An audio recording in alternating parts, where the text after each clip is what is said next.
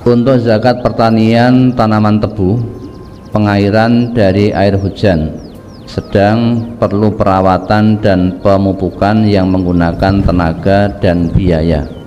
Ini untuk zakatnya berapa persen? Kemudian yang kedua, bagaimana sembelian orang yang sholatnya tidak ada tumak ninah? Yang pertama 10%, ya, tanpa dikurangi dengan biaya perawatan, tadi sudah dijelaskan.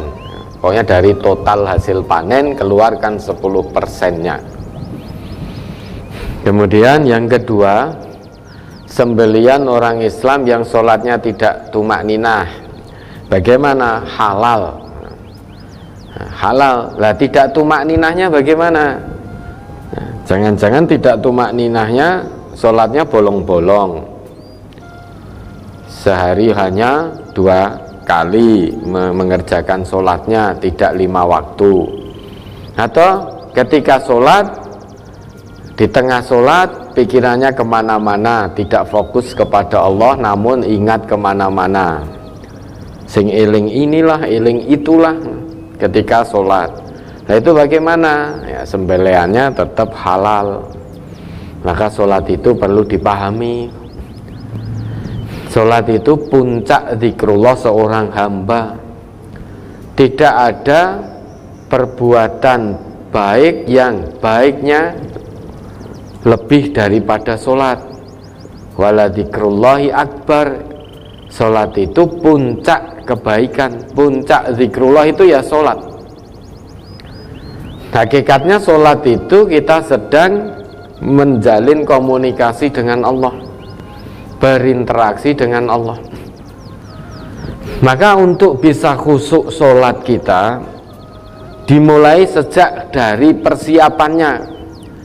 Jadi ketika, bukan hanya ketika sholat, pas sholatnya, sejak kita mau sholat itu sudah dimulai kekhusyukan di situ. Bagaimana saat kita wudhu, kita perbagus wudhu kita. Wudhu jangan asal-asalan,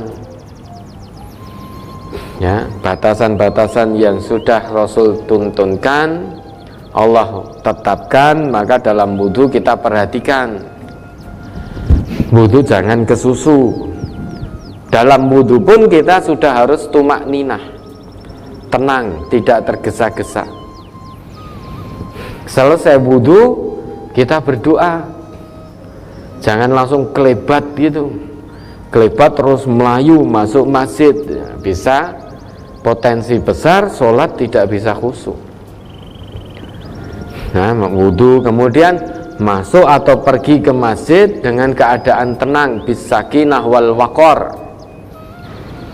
Bahkan saat kita sudah mendengar iqomah di masjid, itu pun Nabi menyuruh kita jangan lari, jangan tergesa-gesa, wedi selak telat. Namun Nabi kita memerintahkan kalau salah seorang di antara kamu mendengar iqomah, ya, kalau kamu mendengar iqomah, maka berjalanlah ke masjid, datangilah sholat bisakinati wal waqar wala tusri'u, dengan sakinah, dengan tenang, dengan waqar, dengan tentram, wala tusri'u, jangan tergesa-gesa. Lah kok wis komat, lari, khawatir nanti kalau telat akhirnya harus nambah, maka lari. Ketika sampai masjid, nafasnya masih terengah-engah, masih tersengal-sengal, Allahu Akbar. Ketika takbir masih ngos-ngosan, maka sholat tidak akan khusyuk. Bagaimana mungkin khusyuk wong nafas terengah-engah, tersengal-sengal? Tentu tidak akan bisa khusyuk. Maka datanglah pada sholat dengan tenang, tentram, jangan tergesa-gesa. Fama adraktum fasallu, kan itu. Nanti setelah kita datang, apa yang kita dapatkan bersama imam, kita sholat bersama imam. Wa ma fatakum fa'atimmu, apa yang kita tertinggal maka kita sempurnakan. Ini untuk memulai kekhusyukan ketika sholat.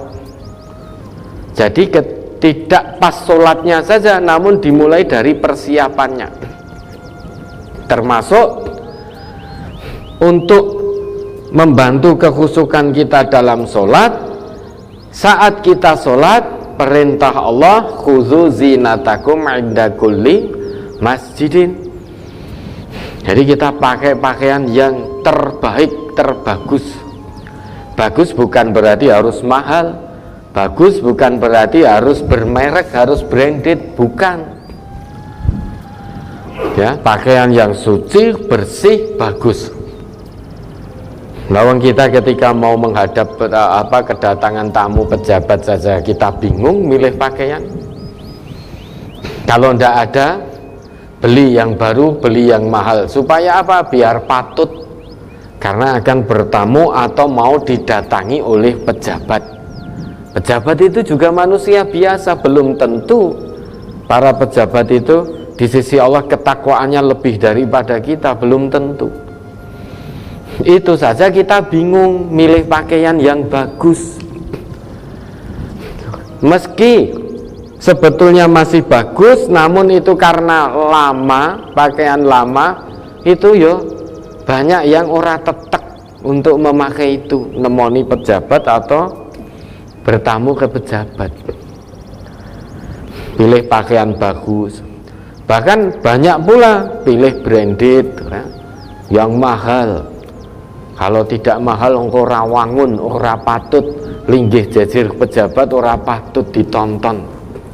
Jadi asas kepatutan hanya mayat harfid dunya. Ukuran kepatutan bagi dirinya dinilai dari apa yang tampak di dunia. Mimma baqa'alahu, padahal yang tampak di dunia itu tidak kekal.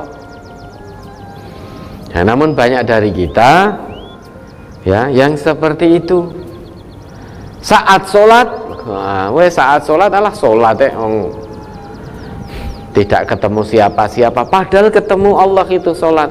Sak-sae nganggo kaos oblong, apalagi belakangnya kaos partai, dah pakai kaos seadanya. Ketika harus memilih pakaian yang terbagus, eman-eman kok ndak kena keringet, ndak kena ini, ndak ngubah meneh, kok nek mau dipakai harus cuci lagi. Padahal Allah perintahkan khudzu zinatakum 'inda kulli masjid. Setiap mau sholat itu pilihlah pakaian yang terbaik, terbagus, karena kamu mau menghadap Allah, bermunajat kepada Allah. Mau bermunajat, mau menghadap Allah, tentu kita akan menghadap Sang Kholik, Allah yang menciptakan kita, maka harus dengan pakaian yang terbagus, terbaik, terbersih. Nah, kalau kita memakai pakaian itu untuk ketemu manusia saja malu, maka jangan dipakai untuk sholat. Ya, pakai pakaian itu untuk ketemu manusia saja kita malu, kok ya hatinya tetap memakainya untuk sholat menghadap Allah, padahal Allah itu di atas segala-galanya. Nah, itu untuk membantu kekhusyukan kita dimulai dari awal, bukan pas sholatnya. Mulai dari wudhunya yang tumakninah, selesai wudhu membaca doa, kemudian jalan ke tempat sholat tidak dengan tergesa-gesa, ya, kemudian memilih pakaian yang baik.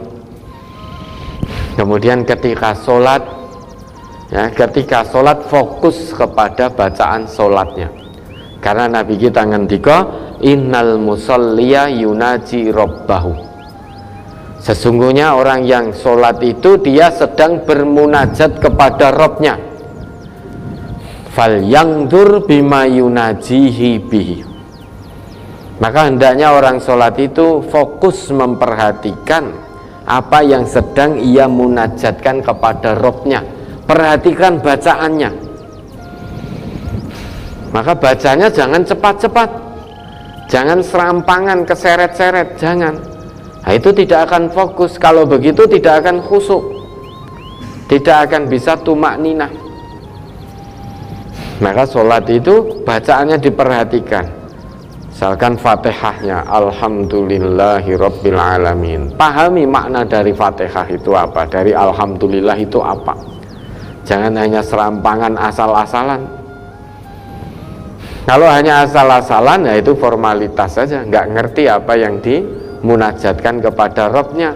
Kalau tidak ngerti, sangat berpotensi sangat besar untuk tidak bisa khusyuk. Hati-hati ketika sholat ya. Untuk mencapai kekhusyukan harus dimulai dari persiapannya, bukan pas sholatnya. Lah tadi kalau ada seorang hamba yang sholatnya belum bisa khusyuk, memang khusyuk itu sulit. Khusyuk itu sangat sulit. Raketang pisan pindu, mesti waktu kita sholat tetap pikiran kita kemana-mana, karena itu gangguan dari setan. Pikiran kita kemana-mana. Begitu pikiran kita kemana, kita sadar langsung kembalikan, fokus lagi pada sholatnya. Hanya itu maksimal yang bisa kita lakukan. Pikiran kemana, eling, masakannya eling, kuncinya ditaruh di mana, dan lain sebagainya, eling, habis ini melening, mau kemana. Begitu ingat itu langsung kembalikan, oh saya sedang sholat, munajat. Maka kembalikan pada fokus apa yang sedang dimunajatkan kepada Allah. Nah kalau ternyata ada seorang muslim yang sholatnya masih seperti ini, sembelihannya bagaimana? Insya Allah tetap halal. Ya, ada lagi.